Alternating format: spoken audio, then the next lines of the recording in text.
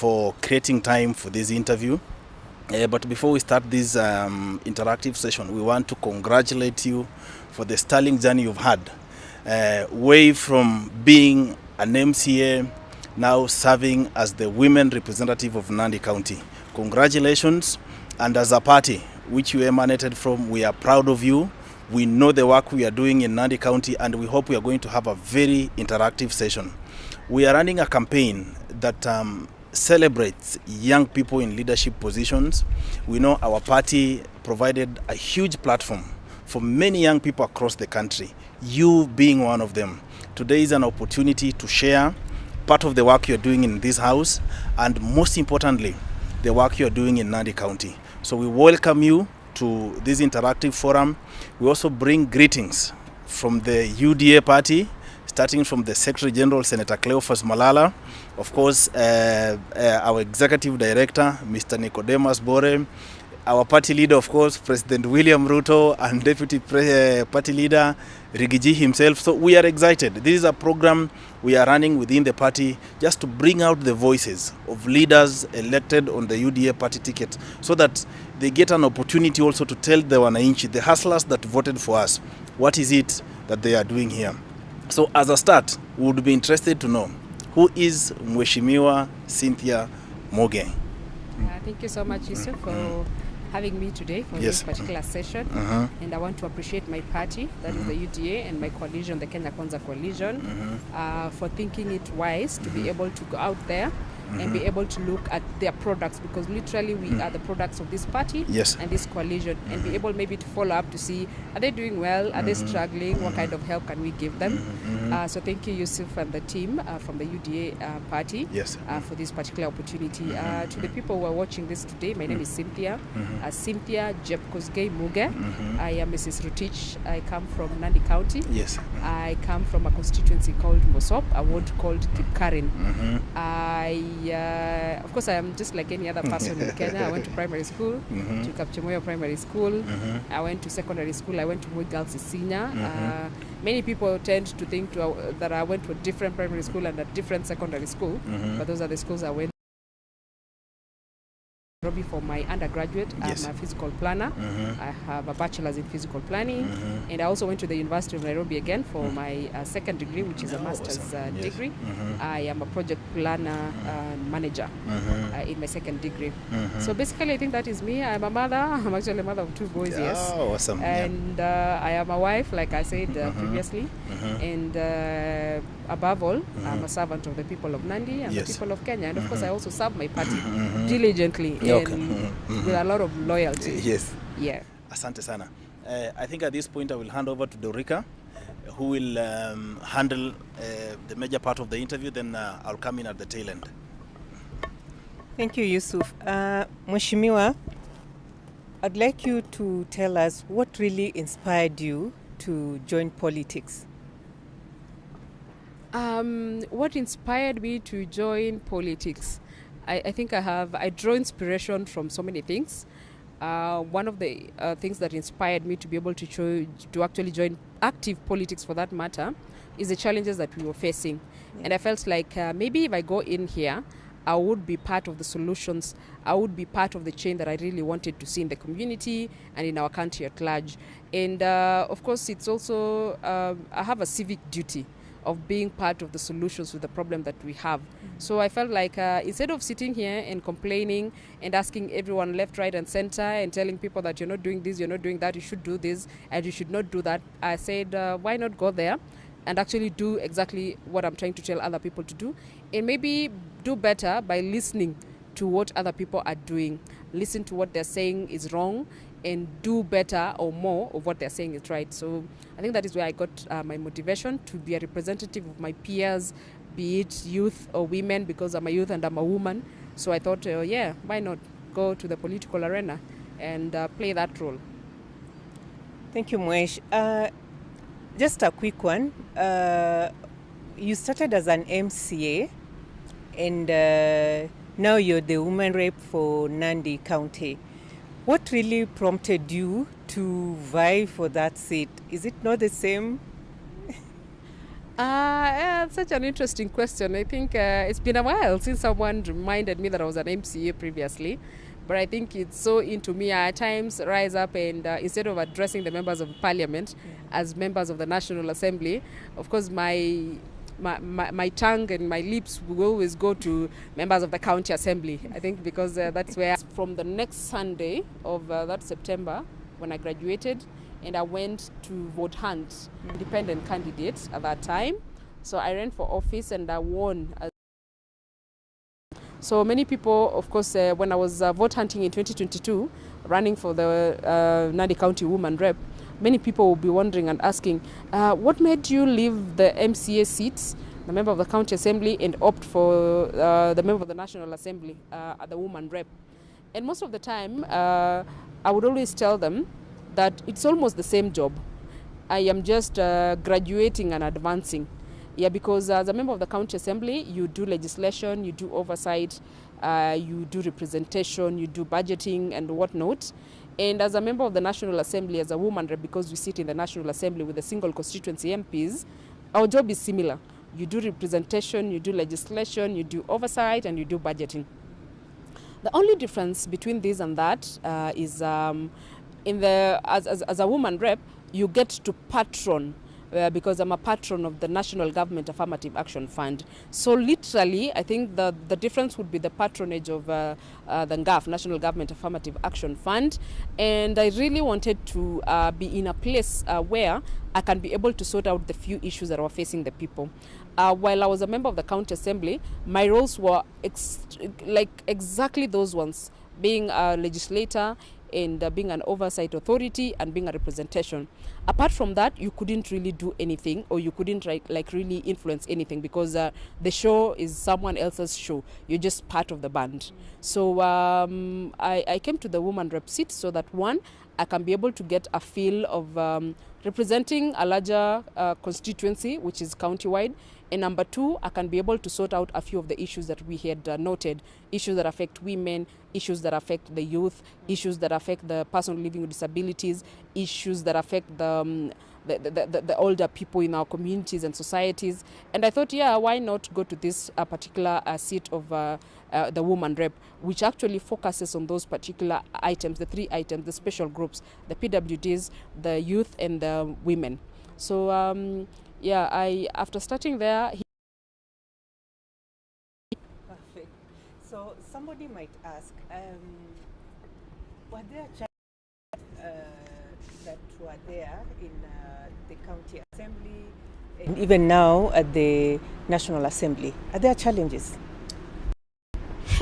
Of course, there's nothing that is without challenges. Every step, however rosy it looks, has challenges. Yeah. And at the county assembly, of course, there are two categories of challenges. The first group of challenges is in the process of getting to office, which was the process that we went through for me to be able to get to the county assembly. The process, of course, was not easy. Of course, we have so many issues, right from the culture, financial issues, societal standards, and I had all the disadvantages. We were to check the boxes of the pluses and advantages that one would have in a political contest. I think I did not check any of them. My check-ins were very few that I could just maybe I could be able to express myself. Right. But on the issue of you are young, it was actually a disadvantage on my part. You are a woman was another disadvantage, and then there's a 1A or a 2A, and you are a woman. You are not married. 2B, you don't have kids. Right. 2C, we are not even sure whether you're going to be married here. So I had so many disadvantages at that point in time, and of course the financial muscle. Having come straight from the university, of course, there was no money for you to be able to campaign with. But I made do with what I had at that time. And of course, at the county assembly as well, there were challenges. Yeah. There were so many challenges. Number one, when I was elected as a member of the county assembly, it was the first time that actually female members of the county assembly were elected to the Nandi County Assembly. It was the first one, and it was a record high of 6. We had 6 women elected to the County Assembly of Nandi. And you see, that speaks a lot, and positively for that matter, about my community. A community that for a very long time has been deemed to be utterly patriarchal. And then it is here electing 6 women into a member of the County Assembly position. Of course, at the County Assembly position, we did not really have a problem with issues as women in the County Assembly, because somehow we were able to fit in and somehow we were able to have our voices heard. There was no discrimination, a lot of discrimination in the County Assembly. The only discrimination that was prominent was the discrimination between the elected members of the County Assembly and the nominated members of the County Assembly. So I was just lucky to be among the elected members of the County Assembly. So the discrimination bar was a bit fair this time round, because I also got to be a chair of a committee. The chairpersons, for you to be a chair of a committee, even in Parliament and in the County Assembly, is somehow a preserve for the elected members, really. So there was not a lot of challenges. The problem is we will not have a lot of numbers if there was an issue that needed more numbers on the women's side. But you see, at the County Assembly, the things that you legislate on, they are not very divisive. They are fair. You will not need really an absolute women vote for you to win anything. They were a bit fair. At the National Assembly, I think this is where there is a bit of a problem in the National Assembly. We have quite a number of challenges, being first-time members of the National Assembly, and of course being youthful members of the County Assembly. You know, in the not County Assembly, National Assembly. You know, in the National Assembly, we have ranking members. There's a term called ranking members in the National Assembly. You never get to hear of it anywhere else. You'll only hear about it in the National Assembly. So we have members who have served up to 6 terms. That is 30 years. For crying out loud, that is my age. So this person was voted in when I was born, and this person is still in Parliament today when I'm in Parliament myself.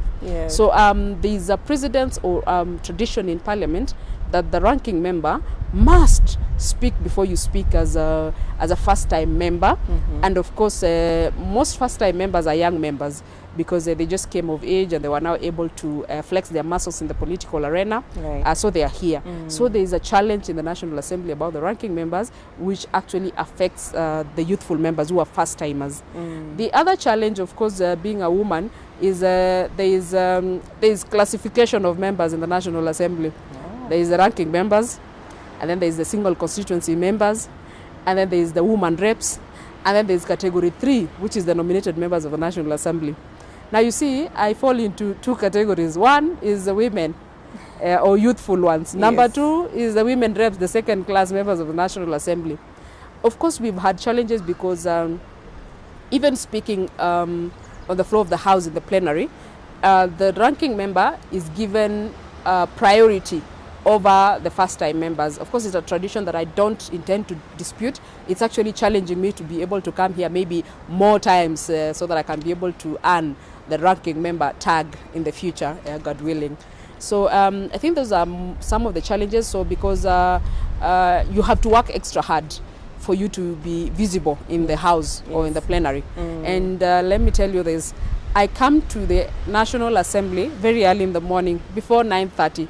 Do you know to do what? So that I can be able to walk in and be able to insert my card, key in, put in my PIN, and then ask to speak even before the speaker actually comes in.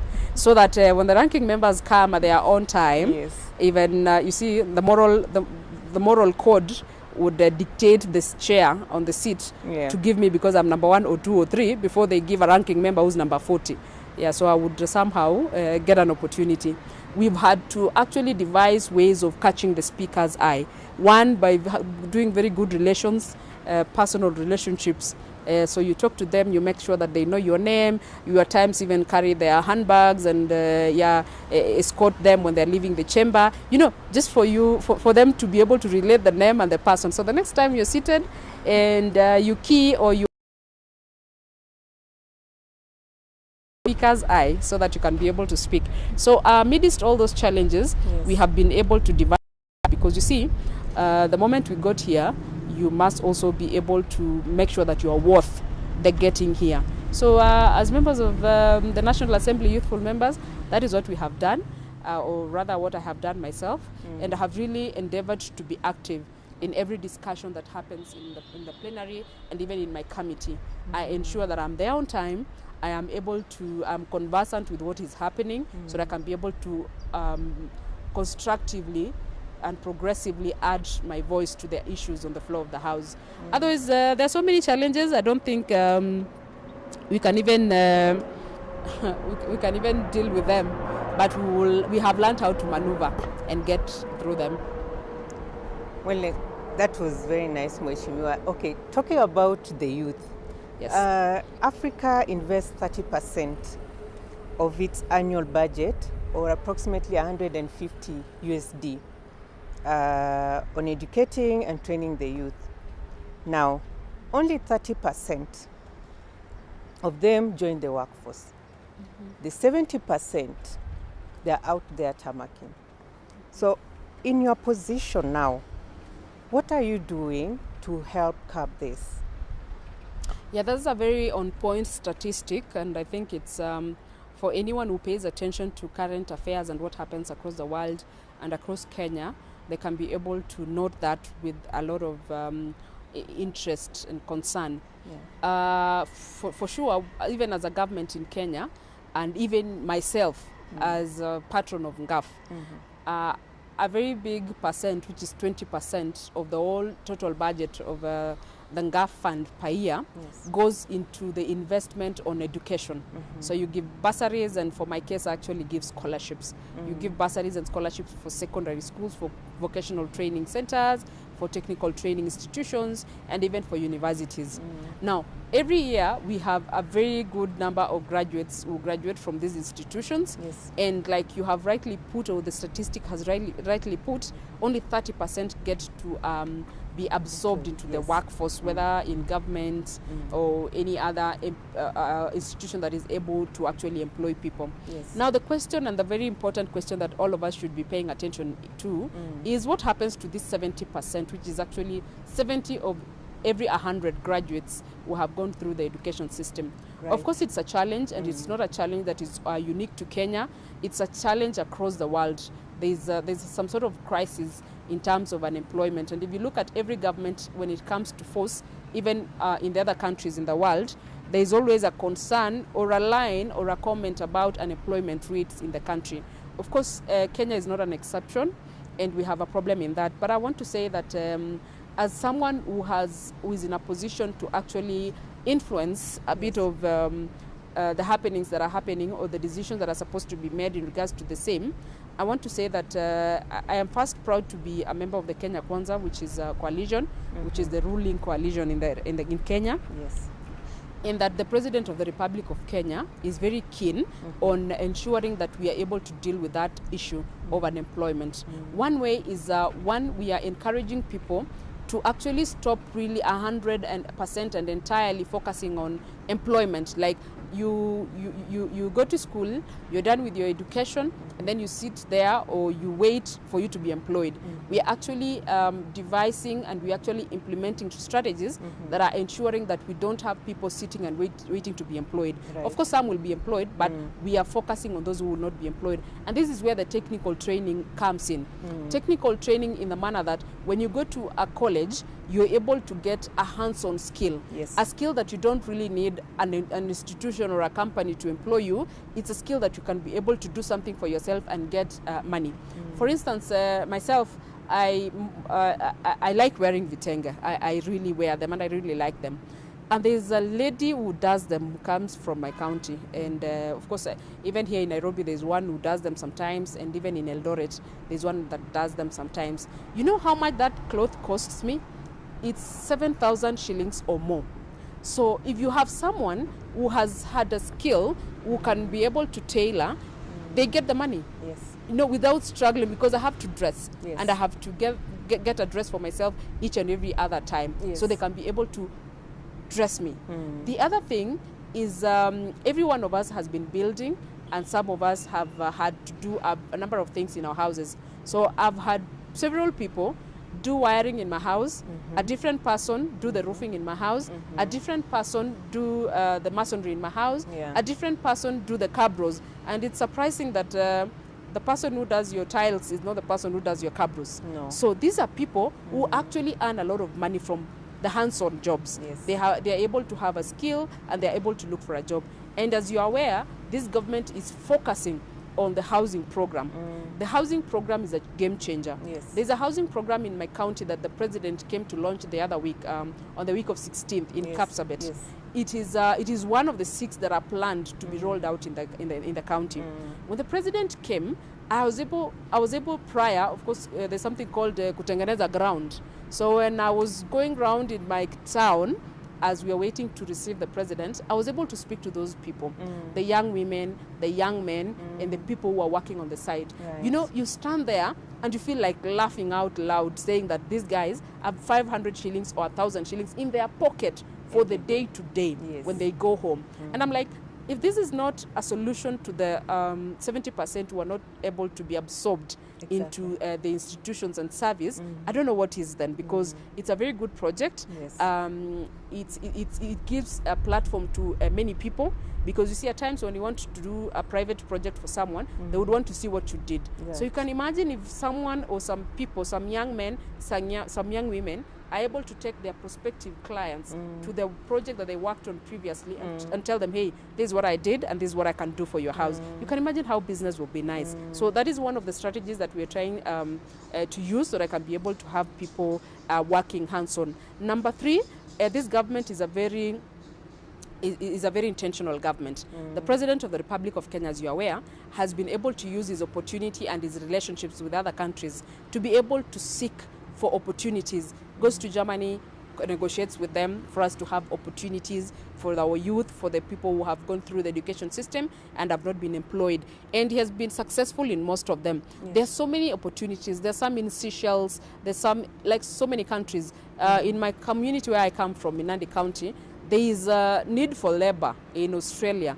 And we have exported labor, the youth that had graduated in 2018, in 2019, in 2020, even earlier, who had actually established themselves here, and then the opportunity presented itself. Of course, you do a bit of investment, and they're able to go for them to go to be able to get jobs out there. So I am part of that. So that I am encouraging and telling people, hey, let us not narrow our minds and our thoughts in regards to where we want to work. Let us broaden it, make it wider, widen and cast the net wider, so we can be able to reach out to many places and be able to benefit from opportunities that are presented anywhere and everywhere, so that we can reduce the percentage from 70% to a manageable percentage. Right. Because ultimately, we won't be lying to ourselves that we will be able to eventually employ 100%. It would never happen. Yes. But if we are able to reduce the percentages to something manageable, then we'll not have a crisis. If we are not able to reduce it, then we are going to have a crisis. And the last thing that we want as a country is a crisis. And a crisis that is led or that is affecting the young people. Young people are energetic, strong, and people who have serious ideas. You don't get to mess up with them. Yeah. They will actually mess you up before you finish messing them up. Talking of youth, the UDA party is coming up in a few, like we've organized, the UDA party has organized the National Youth Congress coming up in a few weeks. What would you say to that youth out there who wants to venture or stepping up and taking up political aspiration that he wants or she wants? For youth who have political aspirations, I want to say that those are correct aspirations. You must aspire for something for you to become anything. So one, they should not shy away and demonize politics. You see, as much as politics might not be good in terms of its conduct or how it's conducted, it's a very important part of development in a country. Actually, anything that runs in a country revolves around politics. So it's only one person who doesn't understand how things run that would want to say they're not interested in politics or they do not want to engage in politics. Every smart person and every person who is cognizant of what is happening within their surroundings must be interested in politics. Maybe one as a voter, two as an aspirant, and number three as a mobilizer, as a person who actually understands the policies that needs to be put in place. You must belong to one of those categories, because one way or another, politics affect you. Actually, there's no one way or another. Every way, politics affect you. So as we gear towards the Youth Congress for UDA or Kenya Kwanza sometime next month, early next month, I want to encourage all the youth that there is space and there is opportunity for those who are willing to sacrifice and invest their time in whatever endeavor. So I want to encourage anyone, go out there, make it your business to want to know what is happening in politics and to influence exactly what is happening in politics. That is how we are going to have our voice heard as the youth of this country. That is how we are going to have the policies that we think are going to sort out our issues and give us solutions to the problems that we are facing, get to the right places and the right offices. That is the only way that we are going to ensure that that happens. So to any youth, politics is a good thing. And if you feel like there's something bad about politics, it's upon you to change that bad thing that you don't like about politics for purposes of the future generations, for posterity, for someone that you don't even know they would ever exist. They will appreciate, because right now we are actually beneficiaries of sacrifices that were made by other people through politics. The Constitution of Kenya 2010 is a political product. It's a product of politics. Politics that were high octane, if someone wants to use that term. But right now, I am sitting here today as a woman rep, a position that never existed before the politics of yes and no, of the chungwa and the banana. I am a product and a beneficiary of the same. So for purposes of posterity, as a youth who have the energy, expertise, and the know-how, we should go out there and make a difference and make a change that would like other people to benefit from the future. Okay. The party grassroots elections are coming up in April, thereabout. What would you want to tell the youth out there or anybody out there about it, and what would you encourage them to do? We were supposed to have these grassroots elections in December, but it did not happen, and we're actually glad that it did not happen, because we needed to be a bit more prepared. We needed to have settled other issues that were actually more urgent, including and not limited to the issues that we have been facing as a country in the endeavor to stabilize this country. And I am glad today that at least the country is stable. We have adequate food. We are having money at least trickling down to the institutions and the other government agencies to be able to run government business. And I think it's the right time that now we are able to now talk about the party and its elections that is in sometime in April. Before the elections were called off, I am glad to report that especially in my county, we had so many youth who were already campaigning for them to be voted in as representatives or as leaders of the party in different levels. And I want to tell this to the youth of Kenya, and especially who subscribe to Kenya Kwanza coalition ideologies and UDA party ideologies, that as we go towards the elections in April, we must endeavor to get ourselves into those decision-making tables, so that when the decisions are being made, we don't have people that we deem like are not representing the youth making decisions on our behalf. We must be in that decision-making table, not as the food, but as the decision makers on that particular table, so that we can be able to speak to the policies that we want to see this government implement, because the party leadership, right from the polling station representative all the way to the national, the Secretary General and the national leadership, is a very vital component of running this government, because this is a ruling party in the country. And the comments of a ruling party are not just comments, they are actually directives, so to speak. So it is actually upon us as the youth to make sure that we get to those decision-making tables, so that whatever we bring on the table, of discussion can add value and sort out the problems that we have. So to every youth out there who is a UDA member or who wants to join, you can still join and run for office. Why not? Endeavor to actually run for those offices, and as a youthful leadership in the National Assembly, and I believe even in the county assemblies and even in whatever capacities that we have, our sole business is to support the youth. It is youth for youth. Because I'm a youth, I must ensure that another youth is able to get into a decision-making position so that pamoja we can make a greater difference in the country. Absolutely. And in our party. This is a party that we want to protect, this is a party that we want to grow, and this is a party that we want to ensure that we pass all our wishes and all our suggestions that we feel like they should be included in the development agendas of the government so that it sorts out the issues that we have at the grassroots levels. This is a government that listens to the people, and there is no other better means than that party election and being in that group of leaders that represent or acts on behalf of the people in the party. So I want to ask all of them to run for those offices. If they need whatever kind of support, we are here to support. Okay. Yeah. Okay. Mheshimiwa, thank you. As we draw close to the end of the interview, your leadership journey is an interesting journey that inspires hope to the youth and the women of this nation.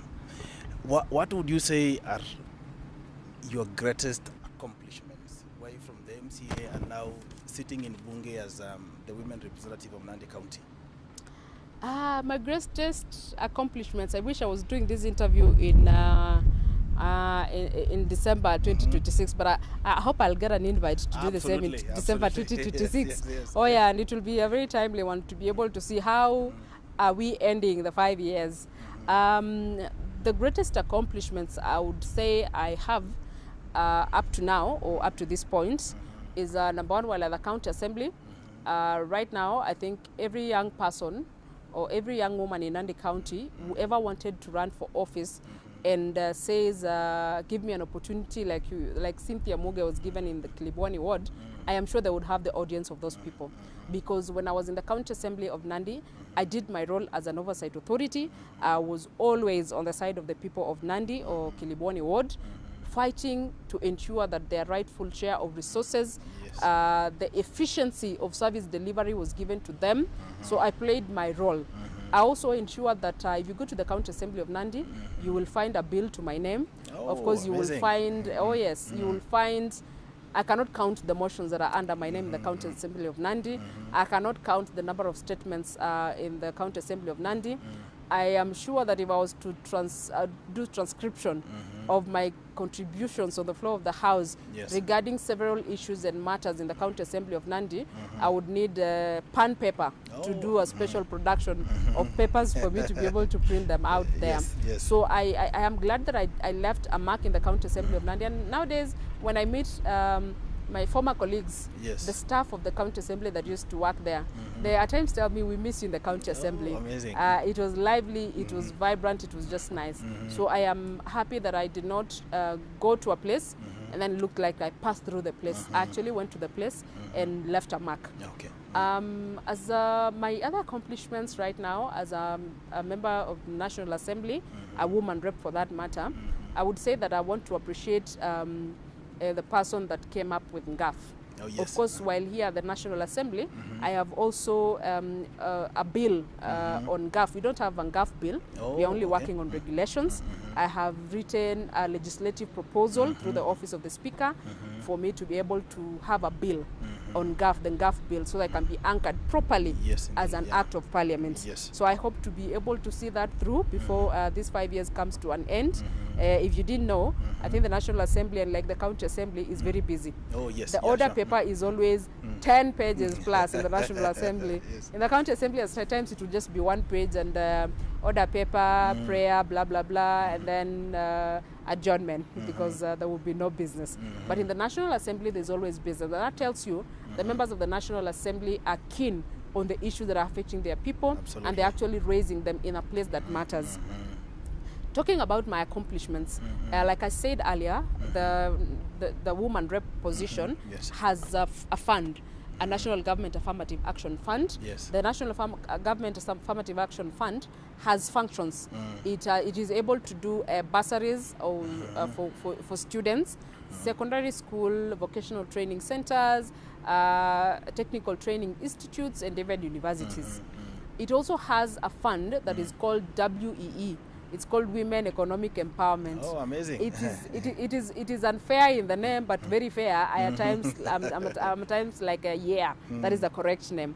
Inside the WEE, the Women Economic Empowerment, there is also money for youth groups, women groups, and person living with disabilities. Yes. So they have, that fund is able to advance or to actually not advance, to actually give them a grant to be able to start their businesses. There is something called value addition. Oh, yes. For instance, if you are a women group or a youth group or a PWD group that has a business venture, you can be able to write up a proposal to the office of NGAF, the National Government Affirmative Action Fund, that has a coordinator and has committee members. You write to them your proposal, telling them how you intend to use the money and how much you want. And I want to report, there have been groups that have gotten up to 500,000 shillings. Amazing. And those ones for table banking that are majorly, they are very popular because the requirements are not so high. They're not sophisticated.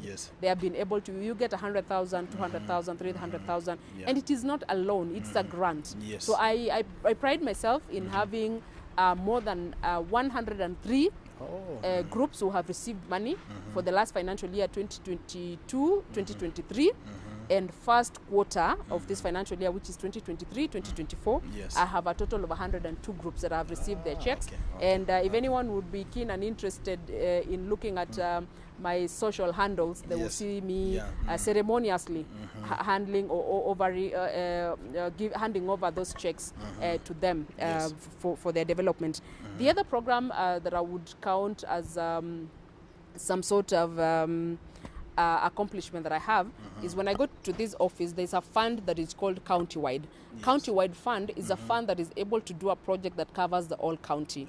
Under this Countywide project, I came up with the project that is called Mama na Kahawa. You know right now that coffee, this government is paying serious attention to agriculture.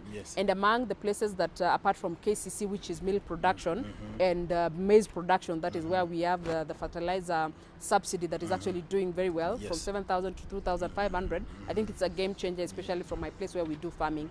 We also have the reforms that are happening in the coffee sector, and we're looking at a brighter future for the coffee farmers, where we will be having them paid in dollars. You see, when we are chasing the dollar right now, I think coffee farmers should be able to give us a solution, because they will be paid in dollars in a few days' time. So I started a program called Mama na Kahawa. Mama na Kahawa is a program that is targeting women. Every household that has a female head is entitled to kahawa. So you get seedlings, and for the first phase, we have procured, and I want to thank the NGAF team, the headquarters led by the chair, Rachel, and the CEO, who is Telewa, who have actually ensured that they approved the proposals, and they have disbursed the money for Mama na Kahawa. The disbursement is so timely because the kahawa planting season is in April. Of course, we have a bit of unpredictable rain season right now, but the correct period or season is in April. So we are set for that. 100,000 seedlings on offer. They will be given to women who applied. We had 789 applicants, so you round it off to the next hundreds, and we have 800 applicants. So each applicant is going to get at least 120 seedlings. 120 seedlings is able to plant 0.1 acres of land. And a little bit. If you're able to take care of that coffee, you can be able to produce up to 10 kgs per tree.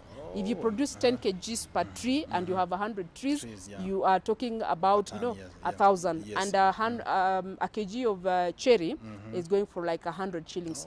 Plus, in the near future, we hope that it will be more. You have 100,000, but the coffee tree is able to produce up to 30 kilograms. Of course, if you're able to get this subsidized fertilizer and apply them, and we're able to tender to them very well, we can get up to 30 kgs per tree.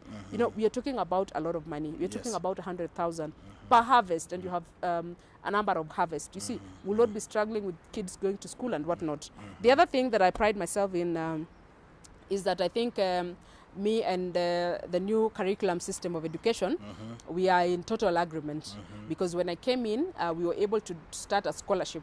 A scholarship that we are actually schooling kids from Form 1 to Form 4. So we had the first cohort of 206 last year in 2023, and they are now in Form 2. Oh, amazing. And of course, it is a very efficient office. As much as people want to call that money little in the office of the woman rep, and I'm like, hey, guys, I didn't have a single coin previously. Why are you calling this little? It's a lot. It's a lot, and it's sufficient for the purpose right now. Of course, it's not able to cover all the kids, but we are able to sponsor them. So we had 206 for last year, and we just concluded the second process for the second cohort, and we were able to onboard another 200.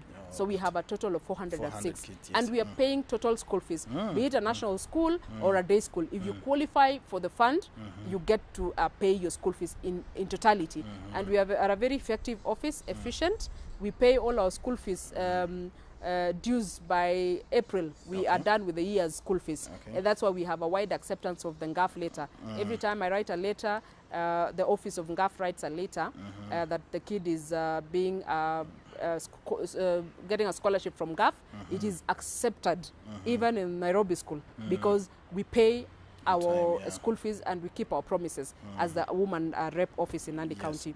The other thing that we have is we have a few water projects. Of course, I didn't come to Nairobi to dine and wine. I came to Nairobi to ensure that the people of Nandi are more comfortable here. So because issues of water are issues that are affecting women. Of course, it's not in my docket under NGAF.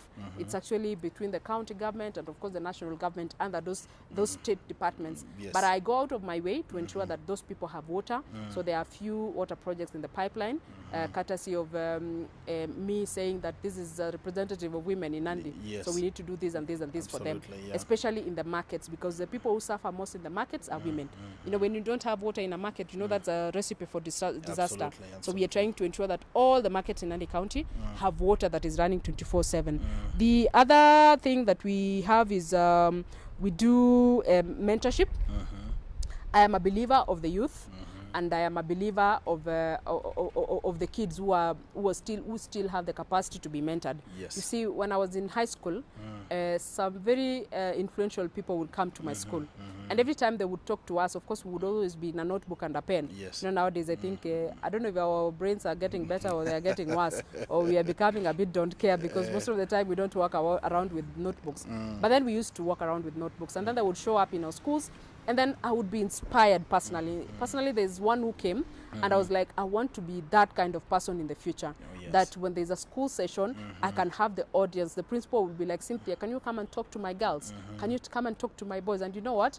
I am living my dream. I am glad that I'm able to do that, so that I can be able to talk to the girls in our schools. We can be able to talk to the boy child. We can be able to sharpen the community for a better future in our community. Maybe the other thing is, of course, you see, the women reps kitty is a very small kitty, but it is a very important kitty because it deals with the small humanitarian issues. Issues of there's a mother who has 8 kids and is not able to feed them. They don't have a house. Those are issues that are handled by women reps. It is actually issues that are handled by women. Any woman can do that because a woman knows the pain of not having a proper house. A woman knows the pain of not having clothes for kids. A woman knows the pain of a teenage girl not having a proper clothing and the other items, including not limited to sanitary pads. So those are the issues that women reps deal with. So we also have communities, the senior citizens, people who don't have anyone to take care of them, people who are really needy, people who do not get access to healthcare because they cannot afford. So I sit in the health committee. So in my small way, I'm able to walk here and there. I'm able to talk to 1, 2, 3 officers. I'm able to tell them, hey, there's a problem here. I'm able to then be able to get audience. And sometimes, like for the NHIF, when it was still NHIF, as we transitioned it to SHI, as I was able to also get 700 indigents, the needy of the neediest, so that they can be onboarded into the country's or government's program, so that they can access healthcare and the government can pay for their subscription because they can't afford. They will just sit there and die of whatever diseases because they cannot afford to pay for those insurance covers, and they cannot even pay out of pocket because they really don't have money. So I have a lot of things that I am happy I'm able to do. Yes. It's still little in the eyes of other people, but myself, I feel at least I have not done everything that I need to do, but I am one step towards what I need to do. Absolutely. And I am happy about it. Of course, there are other things that I feel bad. I feel like behaving like God and say, let this be there, and then it's over. Like school fees right now, Yes. it's a problem. Yes. As much as the government has invested a lot of money, I think we need to have a conversation, a serious school fees, conversation yes. on the education system. And I am happy the CBC is coming along well. Maybe it's going to help us deal and do away with the classifications of schools. Yes. Such that you're able to, you should pay like 70,000 shillings for you to access the same education that someone Another kid, yeah. needs to pay 10,000 to access. You know, Yeah. I think it's just it's some sort of avenue to denying other people Yeah. quality education. I look forward to a day when we'll have all the schools the same. Whether you go to Kamanyinya Day School, whether you go to Laborate High School, whether you go to Kabiet or Kapsabet Yes. Boys or Kapsabet Girls or Kaptumek St. Anthony's Day Yes. School, Yes. the result is the same. Same, I look yeah. forward to such a time where education will actually be free and truly free, like anyone can afford, Yes. because it is offered for free. You Yes. can go to wherever you want to go. So I look forward to that, because right now as you speak, there's so many kids who are still at home. Yes. I have honestly offered 200 scholarships, but there are dozens of kids who have not gone to high school because they cannot afford, School fees. one, the requirements, they are outrageous. So before you even talk about the school fees, you are needed to have coughed like 20,000 shillings before you talk about school fees for the term, which is 20,000 shillings again. So it's a real problem, but slowly by slowly we'll get there, and we'll have a solution to all this. Amazing. Now, speaking of GAF, President William Ruto added an extra 2 billion to the GAF kitty. What has been the impact of this increment?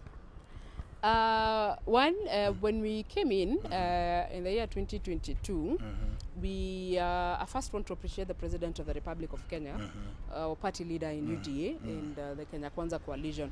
I have never seen someone else who is more intentional on women issues as he is. Yes. I think this was the first time we ever got, or any group of women reps got audience from the head of state. Yes. But we were able to get his audience, the State House. We went and we sat down. We were able to talk about the issues that are affecting the women and the issues that are actually affecting the fund, the GAF fund. Yes. And I don't know where the 2 billion figure came in, but the existing figure was 2 billion. Yes, yes. So if you do 2 billion divided by the 290 constituencies, you would get per constituency around 7 million. Yes. We were able to agree, and he gave us a go-ahead, Yes. and he supported us fully for us to make an increment of 1 billion in Yes. this financial year, which is 23-24. Yes. So in this financial year, we have an additional 1 billion. Ah, amazing. So if you do 1 billion, 3 billion divided by 290, we get slightly above 49, Okay. around 50 per constituency, Okay. which makes a whole difference Yes. for us. Of course, when you go to the counties, it's an addition of only 6 million. So from 42, we are at 48. Yes. Because my county, we have 6 constituencies. So if you do 7 plus 1, you get 48 Yes. million. I am grateful myself, because 1 million per constituency, because we are people who pay attention to ensuring that we use the people's money diligently, and we observe all that needs to be observed. Yes. The 1 million makes a big difference. Absolutely. Yeah, because we're able to do better than what we were able to do previously. So we appreciate, as a woman reps, we appreciate the kitty. But now, if we started comparing, single constituencies get 180 million Yes. per financial year. Yes. A county rep, myself, I get 48 million per financial year for 6 constituencies. If you do divided by 6, that 48, you come to 8 million per Yes. constituency. Now, can you compare 180 million and 8 million? But anyway, we appreciate, because this was affirmative. It is an affirmative action seat. Yes. It's supposed to prepare you for better things. So we will be satisfied with that. Of course, we're still going to ask the president to be able to consider us again for an increment, because the needs are becoming more. Yes. And like you can see, whatever you used to get at a lesser price, you now get at a higher price, Higher almost price, double the price. absolutely, So we will be going there again to be able to ask him to consider, Yes. amidst his very tight budget. The budget of the country is so tight, but we are going to appeal Yes. for his support again, so that I can be able to get a better fund. Now, you've mentioned the president, of course, our party leader, President William Ruto, and his keen interest in women leadership and, of course, supporting young people. Your experience way from MCA, now you are the women rep of Nandi County. What would you say were your experiences working with William Ruto? So many things have been said about him, the way he's intentional about ensuring that women are at the decision-making table, supporting programs. You know, we've seen he has put so many women into serious leadership positions. You, as the women rep of Nandi, looking at your journey, what has been your experience working with President William Ruto? You see, previously, I have known William Ruto, not personally, Yes. but from a distance for so many years. Yes. I used to read about him. Of course, I wasn't alive, or I wasn't. I didn't know. I wasn't. I don't know how to call it. Yes. I wasn't cognizant of my surroundings during the times when he was rising, right from 1997. Of course, YK 92 previously at the University of Nairobi and whatnot. So I came to learn about him when I was going through the University of Nairobi and when the politics was happening. So I got to know about him and read about him. Of course, when he was a deputy president, it's only normal for someone who has a future in politics or someone who is even interested in knowing what happens, the current affairs. It's only fair and normal for you to be able to look them up and be able to read about them. So when I was going through whatever writings and whatever sound bites of him previously, you know, of course, I at times look at him and I laugh at some of the things that he was able to do previously. He's one person who is very intentional, and you have seen him evolve and go to one party, leave that one, go to another one, and he's able to fit in so well. And he has been very progressive. And for the record, he has never lost an election since he came to politics. Yes, he has never. Yes. In fact, one of the few people who have never lost an election is him. Yes. There have never been a single break between him and being elected. So